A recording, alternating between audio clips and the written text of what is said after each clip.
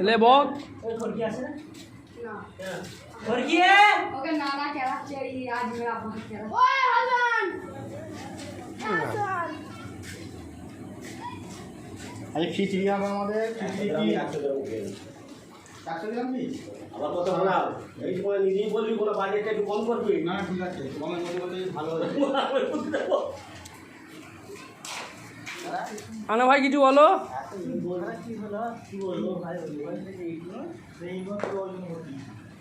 এখানে সব সবাই বলছে না যে তুমি মাঝে কিছু মারলে ওই যে কোনটা নেই ওই কোন